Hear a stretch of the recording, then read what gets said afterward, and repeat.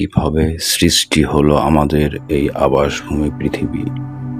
4.6 billion বছরের রহস্য জানুন কয়েক মিনিটে। 4.6 বিলিয়ন বছর আগে এই পৃথিবী ছিল একটি ছোট্ট গ্রহ, যেখানে তাপমাত্রা ছিল 5000 ডিগ্রি, যার ফলে সেখানে কোনো জীবন্ত প্রাণীর অস্তিত্ব থাকা ছিল অসম্ভব।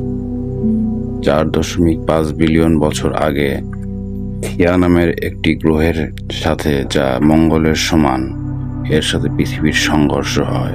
এই সংঘর্ষের ফলে এমন কিছু পদার্থ পৃথিবী থেকে বেরিয়ে আসে যা পরবর্তীতে চাঁদের সৃষ্টি করে। চাঁদের জন্মের ফলে পৃথিবীতে জোয়ার ভাটার সৃষ্টি হয়, যার কারণে পৃথিবীর ঘূর্ণন গতি ধীর হয়ে যায় এবং ধীরে ধীরে এর তাপমাত্রা হ্রাস পেতে থাকে। 4 বিলিয়ন বছর আগে একটি ধূমকেতু প্রচুর পরিমাণে পানি বহন করে পৃথিবীতে আছড়ে পড়ে। এর ভেতরের সমস্ত পানি পৃথিবীতে জমা হয়, যার ফলে পৃথিবীতে 300 বছর ধরে মুষলধারে বৃষ্টিপাত হয়। তারপর থেকে পৃথিবী একটি নাটকীয় রূপান্তরের মধ্য দিয়ে যাত্রা শুরু করে এবং একটি সুন্দর নীল গ্রহে পরিণত হয়।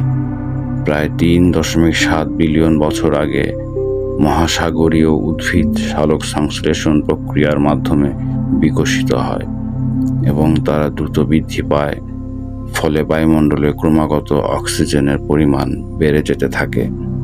প্রায় 50 কোটি বছর আগে ক্যাম্ব্রিয়ান যুগে পৃথিবীতে উল্লেখযোগ্য পরিবর্তন ঘটতে থাকে, যার ফলে অসংখ্য প্রজাতির প্রাণী ও উদ্ভিদের জন্ম হয়। এই সময় পৃথিবীতে ডাইনোসরদেরও আবির্ভাব ঘটে এবং তারা প্রায় 13 কোটি বছর ধরে পৃথিবীতে রাজত্ব করে।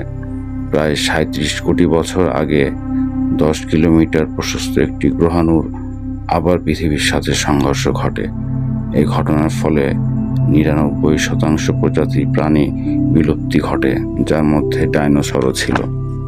প্রায় 20 কোটি বছর আগে পৃথিবীতে প্রথম মানুষের জন্ম হয়।